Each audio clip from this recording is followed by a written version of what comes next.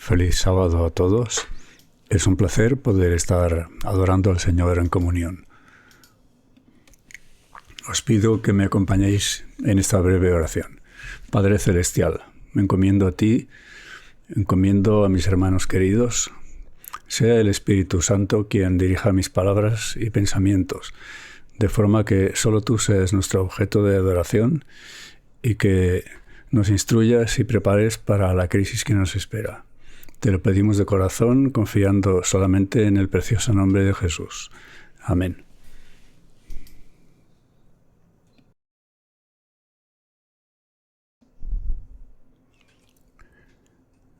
Cuando nuestros hermanos pioneros comprendieron la preciosa verdad de la segunda venida de Cristo, y también los hermanos al ser denominación, disponían de la guía profética.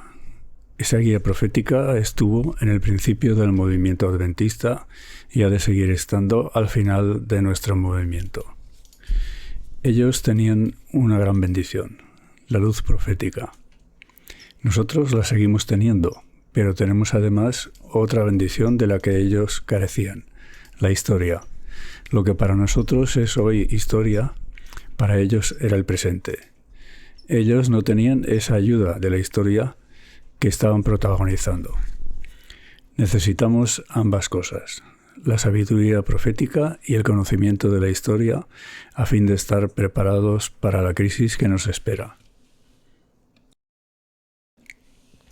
Este es el título de la meditación para hoy, el mensaje del tercer ángel y la libertad de conciencia. Hablaremos de profecía y hablaremos de historia.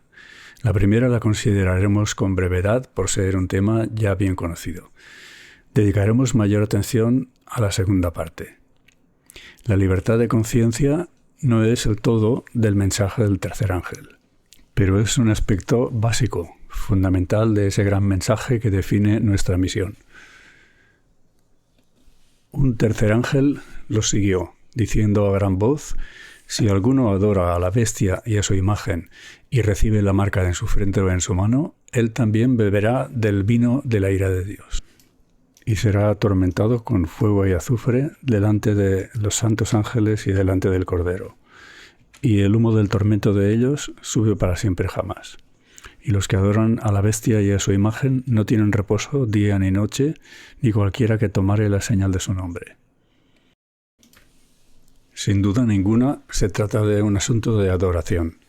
Podemos adorar a Dios, y eso es lo que hoy queremos hacer, o bien podemos adorar a la bestia y a su imagen, tal como hace gran parte del mundo llamado cristiano. El vino de la ira de Dios está ilustrado en las 7 postreras plagas de las que habla Apocalipsis 16. Hemos leído el mensaje del tercer ángel en el capítulo 14 de Apocalipsis. Retrocedemos ahora al 13, donde se identifican dos bestias. La primera aparece en los versículos del 1 al 10 y la segunda a partir del versículo 11 hasta el final del capítulo 13. En el capítulo que lo precede, el 12, vemos cómo termina hablando del dragón. Previamente se ha referido a la rebelión de Lucifer, el dragón, en el cielo, y después a su persecución de la mujer, que es la Iglesia, una vez que fue arrojado a la tierra. El capítulo 12 termina afirmando que una vez que le ha sido arrebatado a su hijo al cielo, el dragón persigue a la simiente de la mujer, a los que guardan los mandamientos de Dios y tienen el testimonio de Jesucristo. Entonces Juan vio que el dragón se paró sobre la arena del mar. Dice: y vi subir del mar una bestia que tenía 7 cabezas y 10 cuernos, y en sus cuernos tenía 10 diademas, y sobre sus cabezas nombres de blasfemia. La bestia que vi era semejante a un leopardo, sus pies eran como de oso, y su boca como boca de león. El dragón le dio su poder, su trono y gran autoridad.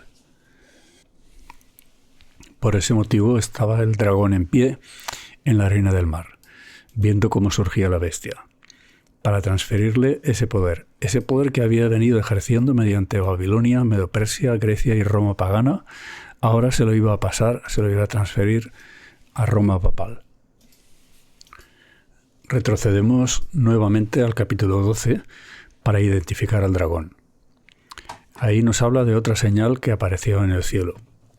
El gran dragón escarlata tiene también 7 cabezas y 10 cuernos. La única diferencia es que aquí las diademas no están en las 10 cuernos, sino en las 7 cabezas. La identificación del dragón es inequívoca. El gran dragón, la serpiente antigua que se llama Diablo y Satanás, el cual engaña al mundo entero. Veis que el dragón es también la serpiente, esa serpiente antigua, el diablo, Satanás. Lo más parecido que tenemos hoy a un dragón es el cocodrilo o quizá el dragón de Komodo. Lo mismo que la serpiente, son una digna representación del carácter maléfico del enemigo de Dios y del hombre, del diablo y Satanás que engaña al mundo entero, lo desvía y lo extravía. Fijaos bien lo que escribió Ellen White en el conflicto de los siglos. Si bien el dragón representa primero a Satanás, en sentido derivado es un símbolo de la Roma pagana. Satanás ha venido actuando a través de la historia, ha venido cabalgando sobre los sucesivos imperios: Babilonia, Medo-Persia, Grecia, Roma pagana. Y ahora el dragón va a pasar su poder, su autoridad, desde Roma pagana a Roma papal. Esta bestia, la primera, la que Juan describe en los versículos del 1 al 10 de Apocalipsis 13, es la misma que describió Daniel en su capítulo 7. Aquí tenéis la secuencia según Juan. Observad, no obstante, que Daniel las presenta en el orden inverso. ¿Cuál es el motivo? ¿Por qué razón lo presenta así? Fijaos, Daniel lo ve desde su óptica, él estaba en Babilonia, mientras que Juan lo ve desde el lugar donde él estaba, desde Roma. Esos 42 meses es lo mismo que los 1260 días proféticos, que son años de persecución papal en la Edad Media. Leemos: a los santos del Altísimo quebrantará y serán entregados en sus manos hasta tiempos y medio tiempo. Tiempo es un año, tiempo son 2 años y medio tiempo es medio año. Total suman 42 meses, que son los 1260 días proféticos. Ese periodo profético, expresado de una de esas 3 maneras, aparece repetidamente en Daniel y Apocalipsis. Uno de los rasgos característicos es la blasfemia. Sabemos que los judíos acusaron falsamente a Jesús de blasfemia. Ese episodio nos ayuda, no obstante, a comprender qué significa blasfemia en ese contexto profético histórico. Blasfema quien se arroga la facultad de perdonar pecados sin ser Dios. Evidentemente, ese no era el caso de Jesús. Pero eso que no era una blasfemia en el caso de Jesús, sí lo es cuando es alguien que no es Dios quien se arroga esa facultad de perdonar pecados. Y todos sabemos quién es. ¿Qué significa que esa primera bestia de Apocalipsis 13 del 1 al 10 subiera del mar? ¿Qué significa las aguas? Ahí en Apocalipsis 17:15 leemos que las aguas donde se sienta la ramera son pueblos, muchedumbres, naciones y lenguas. Son naciones varias, lenguas variadas. Y Daniel 7:2 al 4 nos dice algo interesante. Nos habla de que los 4 vientos del cielo combatían en el gran mar. Y 4 bestias grandes, diferentes la una de la otra, subían del mar. Ese gran mar, el gran mar, es la forma como se referían los antiguos al mar Mediterráneo. Ahí tenéis naciones diversas con lenguajes diversos.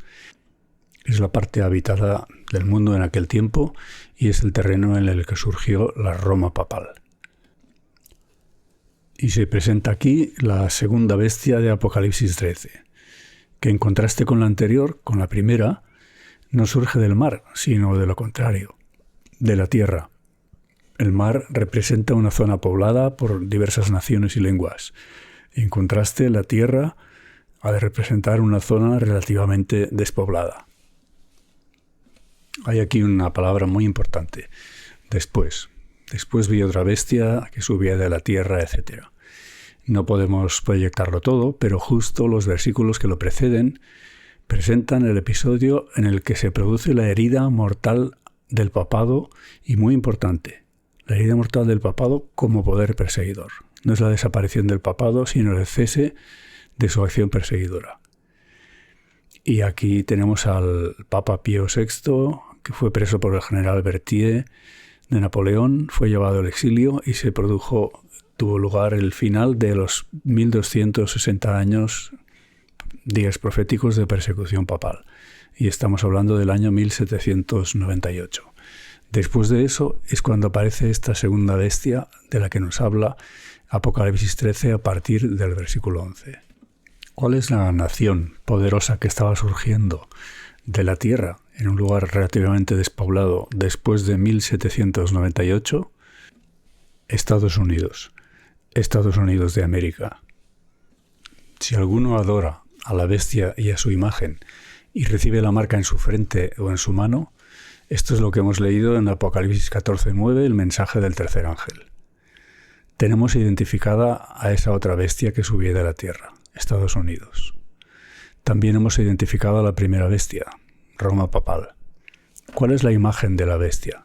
¿Cuál es la imagen de esa primera bestia, de Roma papal? Una vez hayamos identificado a esa segunda bestia, a la que sube de la tierra, habremos identificado cuál es la imagen de la bestia. Es tan fácil como eso. Esta segunda bestia, la que surge de la tierra, una zona relativamente despoblada, fijaos bien que tenía 2 cuernos semejantes a los de un cordero. El cordero es un animal conocido por su mansedumbre. A Cristo se lo compara con un cordero. El carácter de esa bestia que surge de la tierra, que se asemeja al de un cordero, es algo que se aplica a la historia de Estados Unidos, pero no es la historia de todo Estados Unidos, sino solamente, por desgracia, la historia de su principio. ¿Qué representan los cuernos en la profecía? Es fácil saber porque en Daniel 8 tenemos la profecía de aquel gran cuerno que fue quebrado y a continuación tenemos la explicación.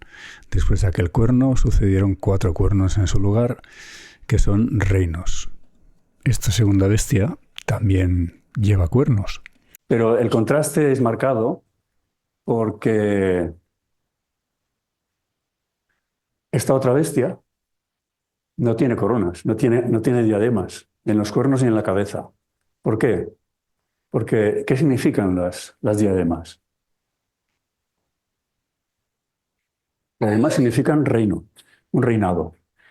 Y los que hicieron la Constitución en Estados Unidos escapaban de la opresión durante 1260 años, conocían perfectamente la historia de miseria, opresión, persecución religiosa en la vieja Europa. Y cuando emigraron allí, ellos se encargaron muy bien.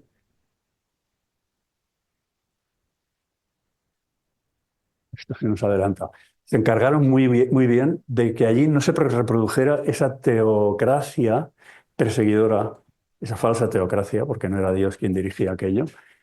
Y entonces hicieron una constitución que era muy cuidadosa en cuanto a separación de Iglesia y Estado.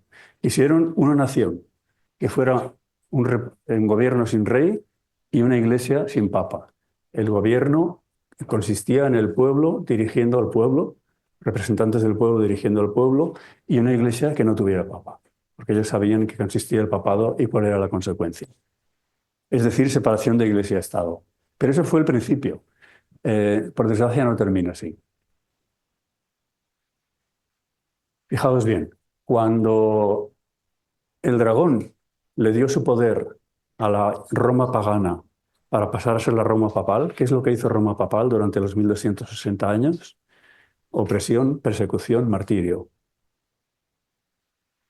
No es nada reconfortante saber que esa bestia, esa segunda bestia que representa a Estados Unidos, tierra de la libertad, del republicanismo, gobierno sin rey, iglesia sin papa, se diga que finalmente va a hablar como un dragón. ¿Entendéis lo que significa eso, verdad? El que vaya a hablar como un dragón. ¿En qué puede consistir eso? Hablar esa palabra, hablar como un dragón.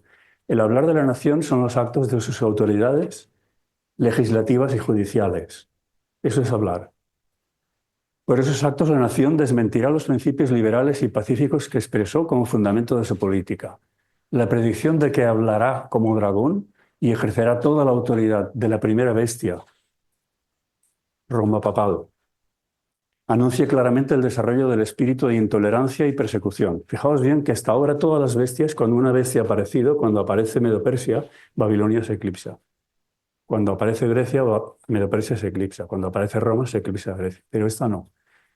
Esta, en presencia de la otra bestia, esta segunda bestia, la imagen de la bestia en presencia de la primera, actuará en presencia y en connivencia con la primera, con la Roma papal. Hace que la tierra y los que en ella habitan adoren a la bestia primera. Es decir, no es una bestia que aparezca en oposición a la primera bestia, sino es una bestia que le ayuda. Indica que la autoridad de esta nación será empleada para imponer alguna observancia en homenaje al papado. En eso consiste hablar en la profecía, en imponer alguna observancia en homenaje al papado. Esto no está sucediendo en el presente. Ahora el papado está todavía en el estado de la cabeza herida de muerte. En Apocalipsis 17 dice no es. De momento no es, pero será. Y aquí nos dice, hace que la tierra y sus habitantes adoren a la primera bestia. Es decir, esta segunda bestia no anula a la primera, sino que la ayuda, la apoya.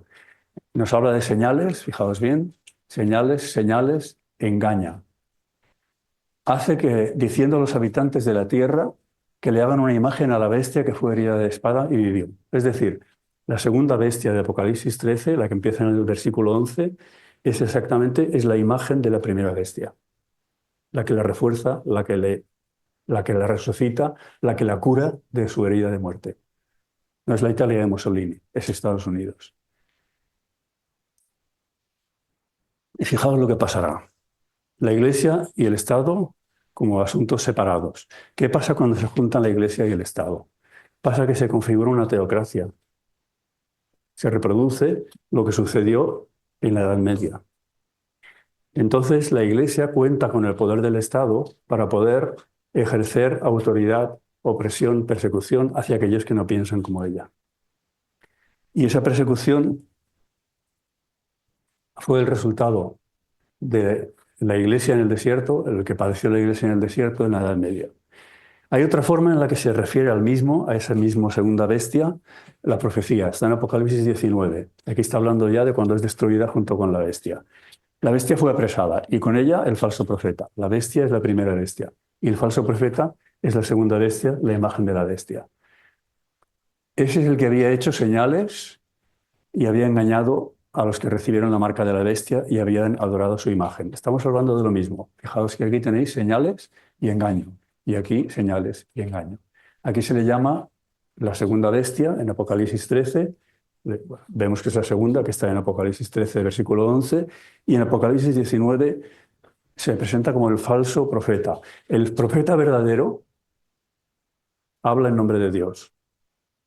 Busca los intereses de Dios. El profeta falso habla en nombre de la bestia, habla en nombre del dragón.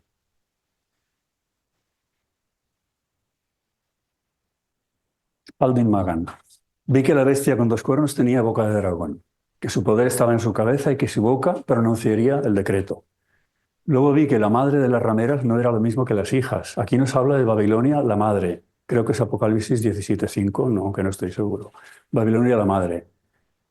Babilonia la grande, la madre. Sí, evidentemente no puede ser madre quien no tiene hijos, ¿verdad? Vi que no era lo mismo que las hijas, sino una entidad separada y distinta de ellas. Ella, la primera, Roma papal, tuvo su día y ese día pasó. Sus hijas, las iglesias protestantes, y aquí es muy importante que entendamos esto, estamos hablando de la institución, las iglesias protestantes como institución. Los hermanos que están militando en las iglesias protestantes, igual que los hermanos que están militando en la iglesia de Roma, o con los testigos de Jehová, o en el ateísmo, o estén donde estén, son hijos de Dios, son nuestros hermanos, y les tenemos que tener cariño y tenemos que amarlos y hacer lo posible para que sacarlos de allí donde están y traerlos a la comunidad del mensaje del tercer ángel. No son nuestros enemigos. Pero aquí está definiendo claramente quiénes son esas, las hijas de la madre Roma papal, las hijas y iglesias protestantes. Esas serían las siguientes en entrar en escena con la misma mente que tuvo la madre cuando persiguió a los santos, una mente persecutora. Y que mientras que la madre ha venido declinando en poder, las hijas han ido creciendo y pronto van a ejercer el poder que una vez ejerció la madre. Una página más adelante, entonces los católicos dirán a los protestantes que avancen y promulguen un decreto, eso es hablar, lo que hemos visto antes, un decreto por el que se dé muerte a quienes no observen el primer día de la semana en lugar del séptimo. Por si no lo sabéis, en Estados Unidos hay, luego hablaremos de ello, hicieron 4 años después de la Constitución, hicieron una enmienda que tiene 10 artículos. El primer artículo nos interesa mucho, porque tiene que ver con la libertad de conciencia, que es nuestro tema hoy. Pero el segundo artículo, si alguien no lo recuerda, yo se lo recordaré, dice que todo norteamericano tiene derecho a portar y emplear armas de fuego. Y sabéis que la pena de muerte no está abolida en Estados Unidos. Para que se dé muerte a quienes no observen el primer día de la semana, el domingo, en lugar del séptimo, el sábado. Y los católicos, que son muchos en número, respaldarán a los protestantes. Los católicos darán su poder a la imagen de la bestia, los protestantes de Estados Unidos especialmente, y los protestantes harán tal como hizo anteriormente su madre al destruir a los santos. Fijaos que desde que apareció la Iglesia papal intentó luchar contra cambiar los tiempos y la ley. Fijaos que la parte de la tabla de las 2 tablas de mandamientos que intentó cambiar especialmente es la primera parte, lo que tiene que ver con la adoración a Dios. Comparativamente, los cambios en la segunda tabla son muy pequeños. Simplemente, como aquí quitaron todo un mandamiento, aquí lo que hicieron es coger el 10º y dividirlo en 2 para que sigan sumando 10. En 9 mandamientos sería muy clara el engaño, ¿no? Pero fijaos, desaparece todo lo que es adoración a ídolos y el sábado se elimina. Santificarás las fiestas. ¿Qué fiestas? Las que decrete la Iglesia Católica. Fijaos que el sábado es el único mandamiento que tiene que ver con los tiempos. Todos los demás tienen que ver con hechos, pero no con los tiempos. Los tiempos y la ley. El sábado es un monumento que Dios puso en el tiempo. Si Dios hubiera puesto un monumento en el espacio, una estatua, algo, el tiempo lo habría podido deteriorar, las acciones de los humanos lo habríamos podido deteriorar. Pero Dios ha puesto ese monumento en el tiempo. De cada 7 días, uno es sábado.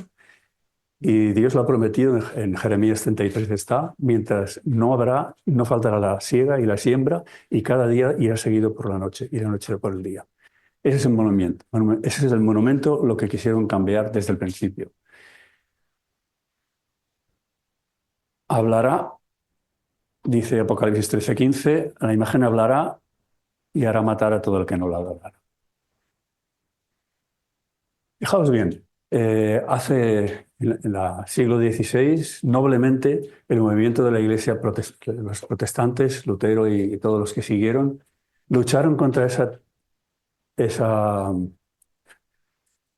una dictadura teológica, como se llama, antes lo he dicho y ahora no me acuerdo el nombre. Bueno, esa teocracia de la Iglesia medieval que persiguió a los santos, especialmente a los protestantes. Ese movimiento que empezó tan noblemente, ahora va a ser el que delegará el poder del Estado, recibirá el poder del Estado y podrá hacer esa persecución. No contra los protestantes, sino contra los herederos de la Iglesia protestante, digamos, sino contra los que quieran ser fieles a Dios, guardando el día que Dios ha establecido en la ley.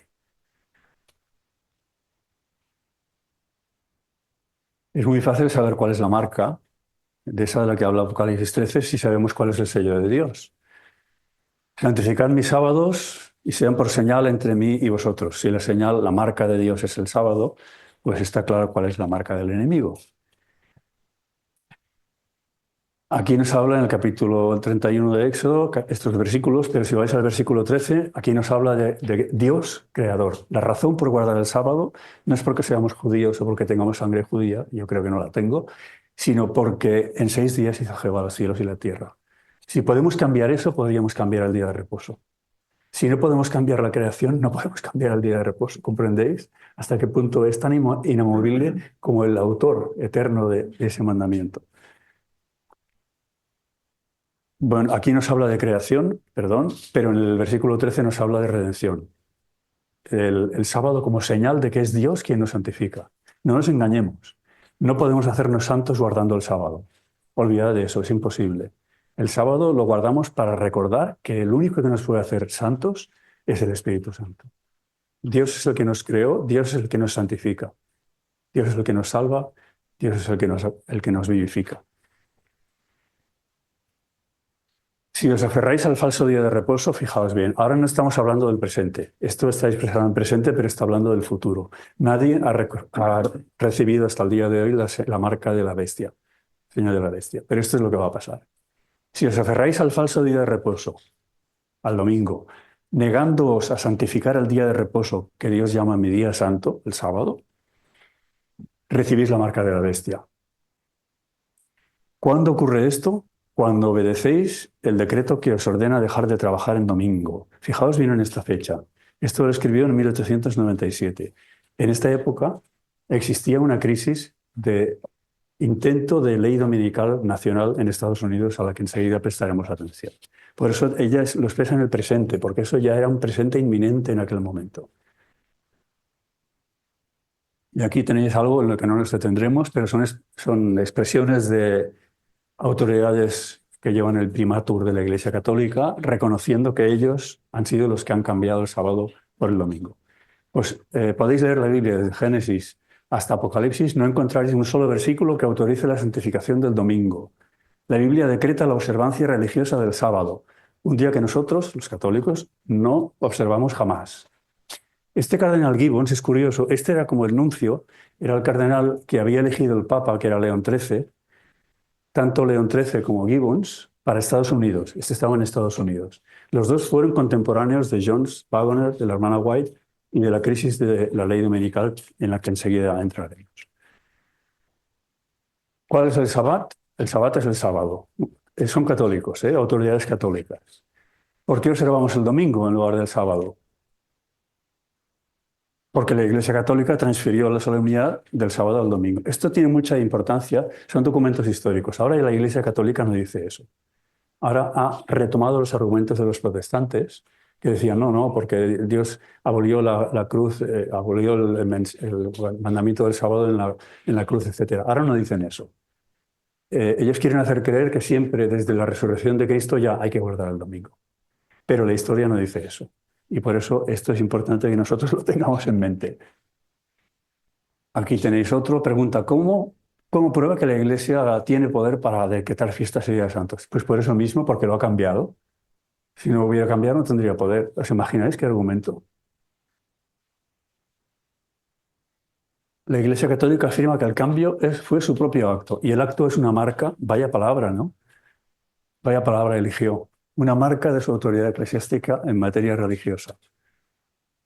La observancia del domingo como institución cristiana tuvo su origen en aquel misterio de iniquidad. ¿Dónde y cuándo adoptó el Señor a este hijo del papado? Fijaos cómo le llama la hermana White al domingo, a la observancia del domingo. Hijo del papado. El 31 de mayo de 1888, este señor de aquí, el senador Blair, un republicano, un protestante republicano, delegado senador por New Hampshire, presentó este proyecto que tiene la solapa, el S-2983, y ahí lo tenéis. Un proyecto de ley para asegurar a las personas el disfrute del primer día de la semana, conocido comúnmente como Día del Señor, como día de reposo, y promover su observancia como día de adoración religiosa. Esto es una autoridad civil intentando hacer obligatoria un mandamiento eclesiástico, religioso. ¿Os dais cuenta de por dónde va la cosa?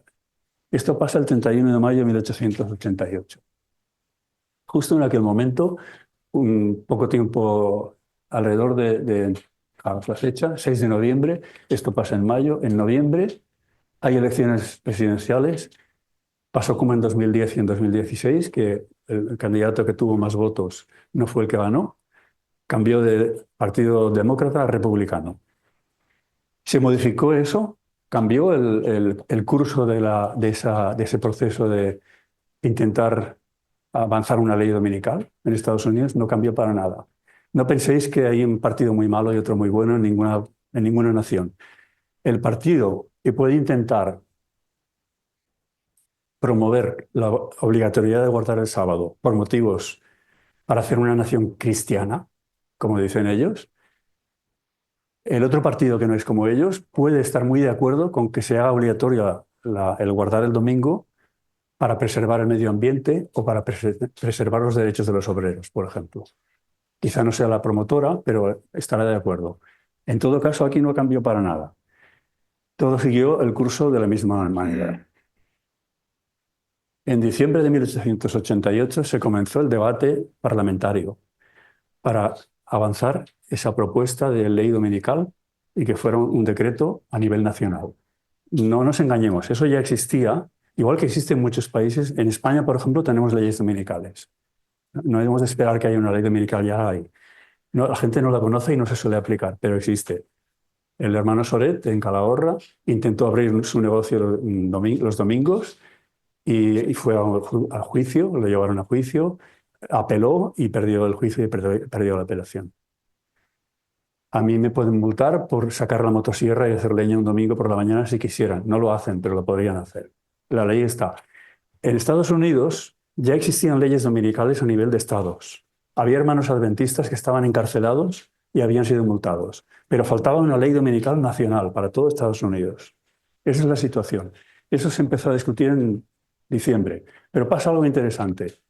Entre mayo y diciembre, en septiembre de 1888, pasó que Jones y Waggoner nos trajeron esa luz especial de Dios que Dios tenía preparada, porque ya estaba la agenda de Dios para el fin del mundo, ya estaba ahí a punto. El mundo estaba a punto una ley dominical, y Dios quiso dar un mensaje que iba a alumbrar toda la tierra con la luz de su gloria, iba a traer la luz el derramamiento de la lluvia tardía, el Espíritu Santo en la lluvia tardía, se iba a producir el fuerte pregón. Pero ¿qué pasó? Lo que estáis leyendo ahí, en ese panel.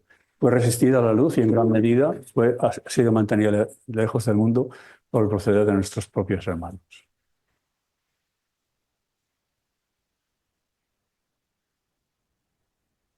En 1776 Estados Unidos se declara independiente de Gran Bretaña. Es la declaración de la independencia. Eso no se hizo efectivo hasta 1783 en el Tratado de París, después de la Guerra de Independencia. Entonces se hizo efectiva la independencia de Estados Unidos. La Constitución primera en 1787. Esa Constitución ya era clara, bastante clara, respecto a la separación de poderes entre el Estado y la Iglesia.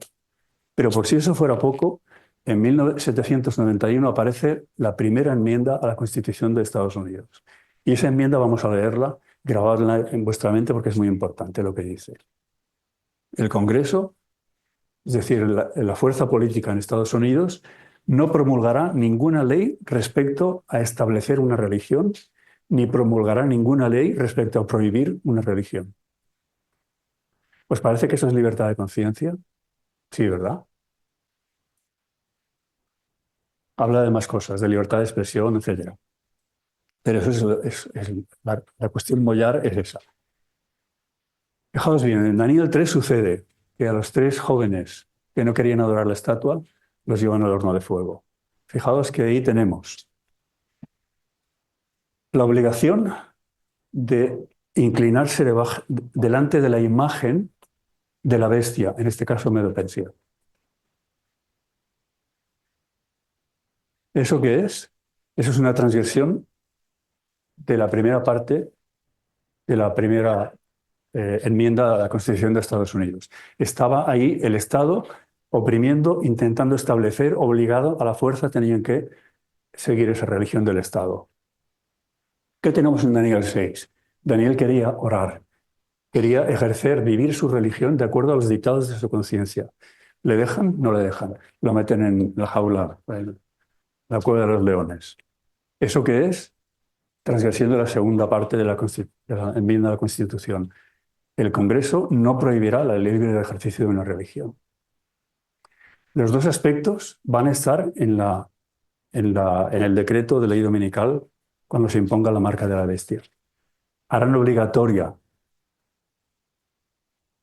guardar el domingo y prohibirán guardar el sábado. Eso es historia y nos interesa conocer la profecía y nos interesa conocer la historia. Todo tiene que ver con la adoración, como veis. ¿A quién adoramos? ¿A quién adoraremos? Adoraremos al que obedezcamos. Es tan fácil como eso. Y nadie podrá, os puedo garantizar que nadie podrá adorar, obedecer a la vez a Dios y al dragón.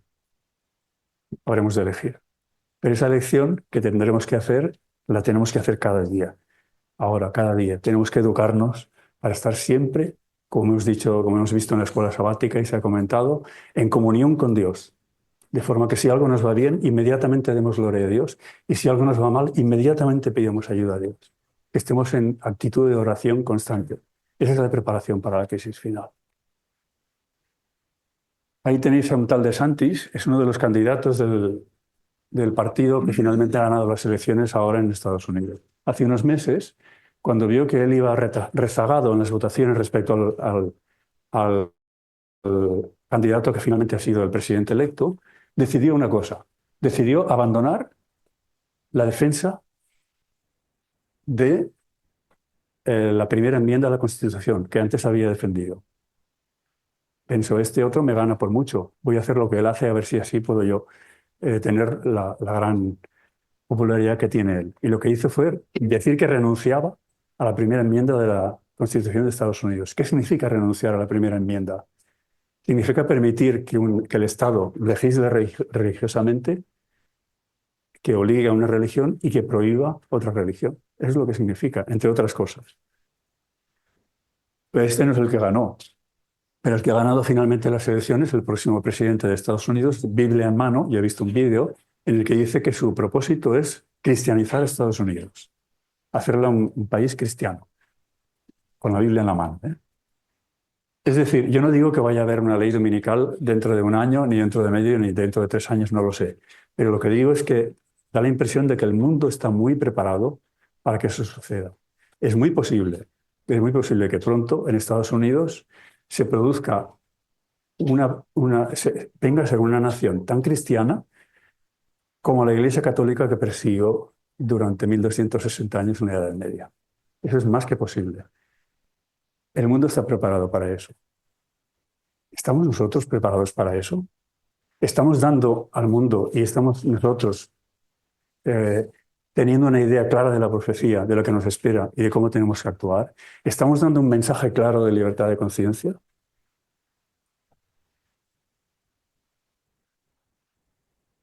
La unión de Iglesia con Estado, la abolición el primer, así es como se lee en inglés, First Amendment of Defense, es la primera enmienda a la Constitución, significa unión de Iglesia-Estado, significa opresión.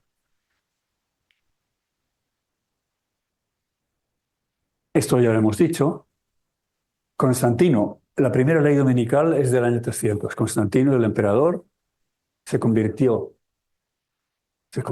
al cristianismo y la primera cosa que hizo fue, una de las primeras, hacer el descanso del domingo obligatorio. Y era obligatorio porque era el día que había que rendir homenaje, adorar al sol. Ese fue el primer decreto dominical. Eso es en el año 321. Poco tiempo después, ya estaba muerto Constantino, en el concilio de la Odisea se decretó no ya que había que obligatoriamente guardar el domingo, sino que además estaba prohibido judaizar. No se podía guardar el sábado porque eso era judaizar. ¿Os dais cuenta?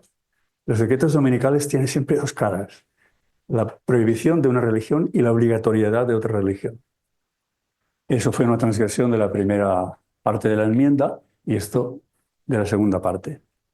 Es historia antigua, es historia contemporánea y eso engarza con nuestra historia futura, que es para la que hemos de estar preparados. El primer ángel nos amonesta a adorar a Dios. El segundo ángel nos amonesta a no adorar a la bestia y a su imagen. Ya sabemos cómo adoramos a uno y cómo adoramos al otro.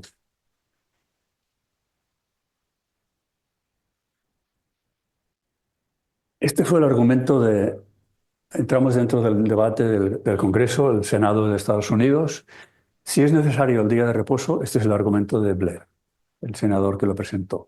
Si es necesario el día de reposo para el bien de la sociedad, ¿no demanda Dios que establezcamos el día de reposo para el bien de la sociedad? Y si la sociedad hace una ley en armonía con eso, ¿no es obligatoria?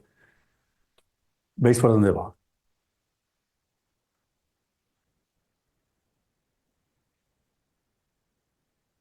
Nosotros ¿os gustaría que en un país fuera obligatorio para todos guardar el sábado? Parece muy cristiano eso, ¿no? Sí, en apariencia parece muy cristiano. Pero bueno, tendrían que guardar el sábado, pero también tendrían que dar el diezmo todos. Tendrían que adorar todos, tendrían que cantar himnos todos. ¿Eso sería cristiano? El simple hecho de obligar a lo que sea en cuestión de conciencia es penetrar en esa relación íntima, exclusiva entre Dios, el creador, y el adorador de Dios. Eso es la esencia misma de la imagen y la bestia de la imagen, es obligar, aunque sea una cosa correcta. Nosotros tenemos tendencia a pensar que la crisis dominical es una cuestión de un día o el otro, el sábado o el domingo. Es eso. Pero antes de eso hay otra cosa más importante aún, o todavía o muy importante, que es la cuestión de legislar religiosamente. ¿Puede un Estado legislar religiosamente?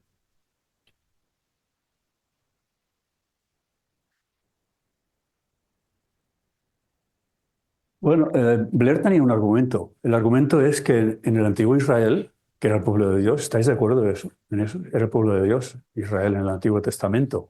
Había un día decretado de descanso nacional, que era el sábado. Por lo tanto, Blair dijo, ahora tiene que haber otro, si queremos ser cristianos. Es un argumento que es, en principio te deja sin palabras, ¿no? Parece que tiene algún mérito. ¿Cómo defendió, cómo luchó contra ese argumento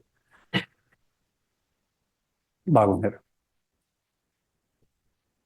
Wagner era el director del Departamento de Libertad Religiosa de la asociación, era pastor, era profesor de historia y fue el que se eligió para representar al adventismo en el Senado de Estados Unidos en ese momento. ¿Qué argumentos empleó? Yo los recibí. Perdón, Jones, A.T. Jones. Yo lo he resumido en 5 puntos. Primero, Cristo enseñó la separación entre iglesia y Estado.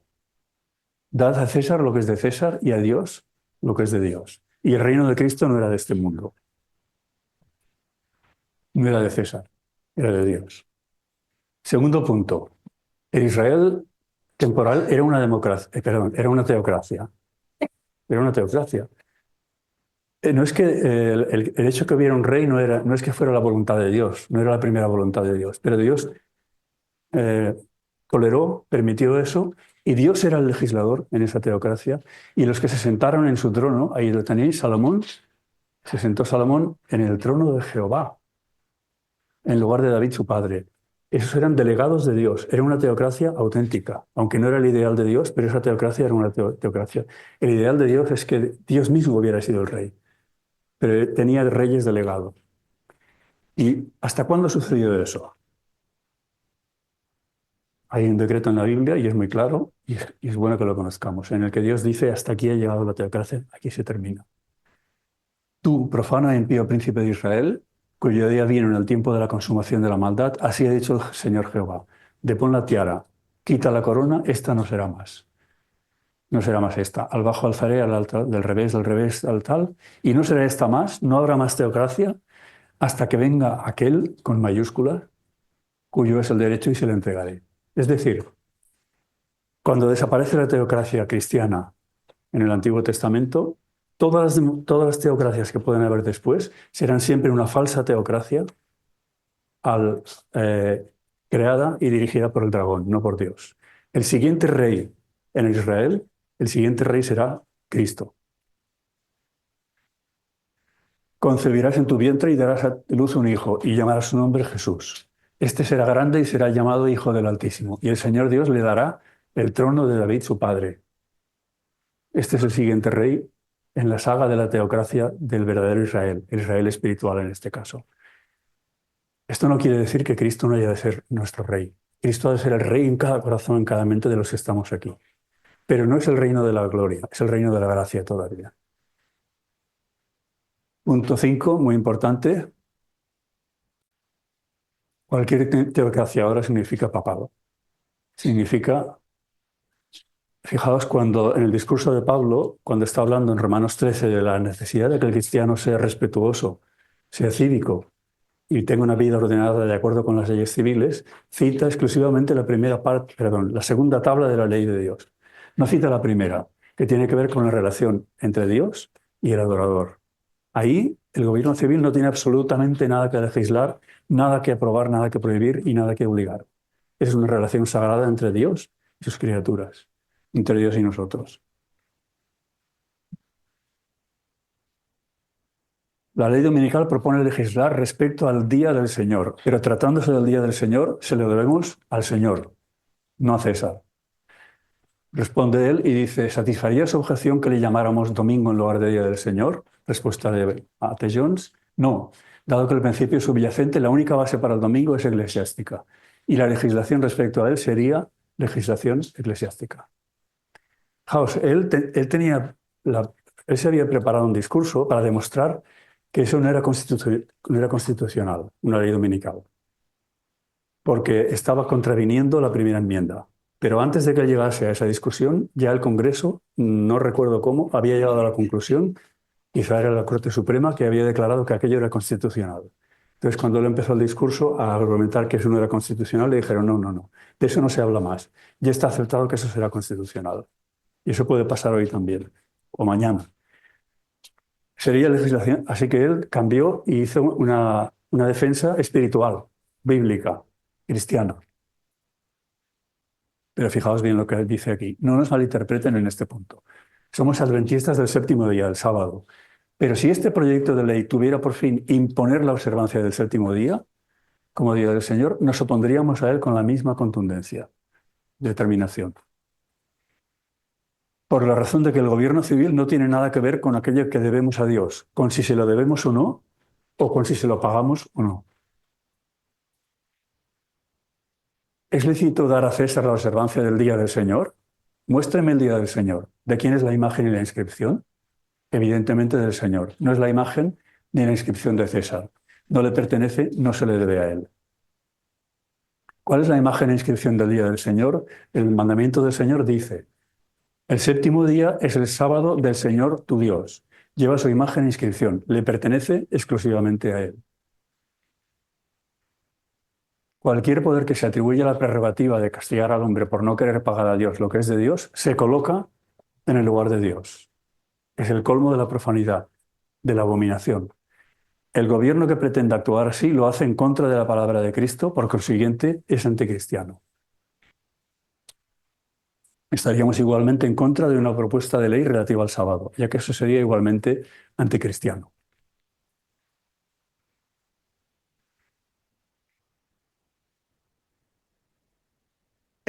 Una ley dominical sabemos que es algo que debemos de esperar, tiene que venir. Pero hubo un problema. Antes de esa discusión ya se había presentado el mensaje que Dios dio a través de los pastores Jones y Waggoner y nuestra iglesia lo había rechazado. Nuestro secreto de salud, Dios tuvo que retirar la luz el comienzo, no pasó de su comienzo, el derramamiento del Espíritu Santo, el fuerte pregón tampoco pasó de su comienzo. Hoy en día la tierra sigue sin estar alumbrada por su gloria. Y Dios tuvo, en consecuencia, viendo que su pueblo no estaba preparado para esa crisis, Él hizo que la ley dominical también quedara frustrada. Hubo otra cosa, hubo otra circunstancia muy dolorosa, y esa es nuestra historia, y tenemos que conocerlo también. Y fue la siguiente. En aquella época, cuando más necesario era el libro del conflicto de los siglos, ella lo había escrito, lo terminó de escribir en 1888 justamente. Es providencial, no es casualidad. Dios tenía eso para preparar al mundo y prepararnos a nosotros, a su iglesia, para la segunda venida de Cristo, para la crisis de la marca de la bestia. Pero justo cuando era más necesario ese libro estaba en las estanterías, ya impreso pero guardado, porque nuestros dirigentes no querían promoverlo, no querían darlo ni a la iglesia ni al mundo. ¿Os imagináis la situación? Estas son palabras de Elena White. Cuando usted insistió en que estaba haciendo todo lo posible para poner en circulación el conflicto de los siglos y patriarcas y profetas, yo sabía que sus afirmaciones no eran verdad. El Señor me llevó a sus reuniones administrativas. Se me pidió que tomara nota de las influencias puestas en acción para obstruir el conflicto de los siglos, a tal punto que casi fue eliminado del plan de publicación. Sucedió lo mismo con Patriarcas y Profetas. Obstruyó la venta de los libros que Dios había ordenado que fueran escritos para que la luz de la verdad pudiera presentarse al mundo a fin de preparar a un pueblo para el gran día de Dios. Yo hice todas las exhortaciones que pude, pero inútilmente. ¿Os dais cuenta de esa situación? Esa es nuestra historia. No estamos hablando del pueblo de Israel. Las escuelas sabáticas citamos muchas veces la incredulidad de los saduceos y los fariseos, de los dirigentes del pueblo de Israel del antiguo. Esta no es la historia antigua. Esta es nuestra historia. Ministerio de Publicación. Es un libro así gordo. Yo lo tengo en papel. Ministerio de Publicaciones. Ministerio de Publicaciones. Sí. Y sigue. Y fijaos la fecha. La influencia creciente desde la resistencia a la luz y a la verdad en Minneapolis. Fijaos la fecha porque de esto hace 5 años. Minneapolis, 1888, 1893. 5 años después habla. La influencia creciente. No fue mejorando la cosa, no. Fue creciendo. Desde la resistencia a la luz y a la verdad en Minneapolis, tendió a dejar sin efecto la luz que Dios había dado a su pueblo mediante los testimonios. Y esto que cita es como se le llamaba entonces al libro El conflicto de los siglos. No ha tenido la circulación debida a causa de que algunos de los que ocupan puestos de responsabilidad estaban leudados por el espíritu que prevaleció en Minneapolis, un espíritu que anubló el discernimiento del pueblo de Dios. ¿Tenemos hoy un discernimiento claro o lo tenemos anublado? ¿Hemos aprendido de eso? ¿Hemos reconocido eso? ¿Nos hemos arrepentido de ese error denominacional? ¿Hemos tomado medidas para que eso no pase? Si eso no lo conocemos, es muy posible que eso se repita. Es importante que lo conozcamos. Alguien dijo, un sabio dijo que el país que no conoce esa historia está condenado a repetirlo. Y esto dijo A.T. Jones. Ahora no existe libertad religiosa en este mundo fuera del mensaje del tercer ángel. Es el propósito del mensaje del tercer ángel presentar ante el mundo y a todos y a cada uno en él los verdaderos principios de la libertad religiosa. Lo cierto es que de no ser por el mensaje del tercer ángel, todos nosotros estaríamos a favor de una legislación religiosa. Yo, durante mi juventud, yo estaba convencido de que para mí el país ideal es un país en el que fuera obligatorio el descanso del sábado. Hasta que luego me di cuenta de que eso sería el espíritu anticristiano. Todos y cada uno, ya que somos el tipo de pueblo que, desprovistos de la bendición e influencia del Espíritu de Dios, estaríamos empeñados precisamente en esa obra. Pero el Espíritu de Dios justamente fue lo que fue rechazado en Minneapolis en gran medida. Imaginaos, todo el Senado de Estados Unidos era ya un país grande, era un país poderoso, reunidos, protestantes, católicos, todos de acuerdo en lo mismo, el resto todos de acuerdo, y un pastor adventista enfrente de todos para vencer el progreso de esa ley dominical que estaba casi aprobada ya. Y venció. Venció y se quedó en nada la ley dominical. Algunos, yo he escuchado a algunos, no los he escuchado, sí, lo he escuchado decirlo y lo he visto por escrito. Dicen que eso fue porque era un grandísimo... Perdón, no sé qué he tocado ahora. Ahí. Porque era un grandísimo predicador, tenía unas grandísimas dotes como predicador a Jones. Otros decían que tenía unos grandes conocimientos en la historia. Y otros dicen que tenía una memoria infinita. Me hace gracia eso, porque es cualquier cosa menos reconocer algo que al orgullo y la defensa le cuesta mucho reconocer. Y es una cosa tan fácil como reconocer que Dios estaba empleando poderosamente a A.T. Jones junto a Waggoner, en este caso, para desbaratar el proyecto de ley dominical, que era necesario hacer eso porque en nuestro pueblo nosotros no habíamos recibido el mensaje que Dios nos había estado dando a través de los mismos Jones y Waggoner. Por cierto que A.T. Jones dio una explicación de cómo pudo, bueno, algunos, hasta sus oponentes más acerbos, al acabar las sesiones, porque fueron varias, se levantaron y fueron a saludarle y le dijeron que estaban impresionados y que le reconocían que había vencido de forma aplastante. Pero él dio una razón para eso. Y esto tiene mucho valor porque está escrito por uno, que era uno de los enemigos, teológicamente hablando, del pastor A.T. Jones, dentro de nuestra denominación. Era uno que le había estado, y no solo estaba en desacuerdo por el tema de los pactos, por toda la justificación por la fe que había dado Jones y Waggoner, sino especialmente también por su defensa de la libertad religiosa. Y sin embargo aquí él mismo informa de lo que A.T. Jones había dicho. Y lo que dijo es esto. Afirmó que también que nunca había percibido las bendiciones de Dios en una medida tal como cuando habló ante el comité de la Cámara en la última audiencia. Dijo que era como si se apareciesen ante él, escritas en la pared o suspendidas en el aire, las frases que debía pronunciar. Y no era solo que ellos mismos sintieron que tenían la bendición, sino que todos los presentes pudieron darse cuenta de que estaba allí el poder de Dios de la forma más evidente. ¿Vosotros creéis que una persona, aunque sea un gran predicador y tenga una memoria infinita, es capaz de hacer que todo un Congreso, un Senado de Estados Unidos cambie de opinión en cuanto a eso? Ahí está el poder de Dios, hermanos. Si no lo sabemos ver ahí, ¿dónde podemos verlo? Dios nos ha dado milagros, nos ha dado pruebas indubitables de cómo Dios nos acompaña en todo nuestro caminar por el desierto. Porque ahora estamos en los 40 años del desierto. Pero Dios no quiere que estemos ahí. Dios quiere que avancemos. Bueno, todo esto que os estoy explicando está escrito. Ese libro, que os fijáis ahí, Pacific Press, es el libro en el que el propio A.T. Jones, yo lo saqué de aquí, lo que os estoy explicando, explica todo el diálogo que él tuvo y todas las cosas. Es un libro un poquito largo. Ese libro está traducido por un tal Ronaldo Eaton. Está traducido al castellano. Ronaldo Eaton es el gran traductor de libros de Hermana White, de los libros de escuela sabática. Creo que ahora está jubilado, si es que vive ella todavía. Eso está asequible, lo podéis comprar por Amazon. Yo esto lo busqué, ya veis la fecha, hice una búsqueda el día 3 de diciembre cuando me preparaba este tema y ahí era posible comprarlo por Amazon. Pero ¿no os parece que eso podría estar en las librerías de iglesia de todas las iglesias adventistas? No es un triunfo, no podemos dar gloria a Dios por esa acción maravillosa, esa misericordia, ese poder expresado en misericordia hacia nosotros, viendo que no estábamos preparados para la ley dominical. Pero Dios quiere que estemos preparados. Un ángel lo siguió, diciendo a gran voz: aquí está la perseverancia de los santos, los que guardan los mandamientos de Dios y la fe de Jesús.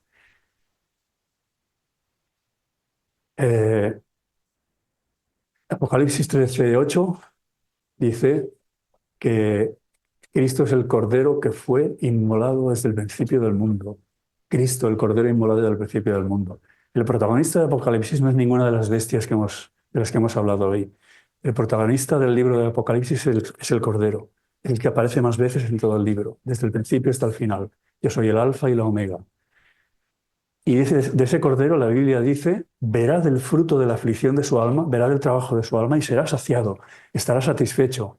Es decir, Dios va a tener una iglesia que lo honre y que lo honre y que lo obedezca, no por interés, no por conveniencia, sino por amor, que va a demostrar que la fe, el amor, son más fuertes, tienen más el amor de Dios y la fe que viene de Dios, son más fuertes que el odio y la incredulidad y la rebelión. Esa iglesia va a existir. La pregunta es: ¿queréis vosotros formar parte de esa iglesia? Todos los que estamos aquí es porque queremos formar parte de esa iglesia. Pero si tenemos desconocimiento de la profecía y si no conocemos la historia, eso va a ser casi imposible, por no decir imposible del todo. Que Dios os bendiga y que Dios nos dé un resto de sábado feliz en el que podamos estar en comunión estrecha con Él. Y que esa bendición se pueda manifestar a través de nosotros en todos aquellos a los que tenemos que interaccionar.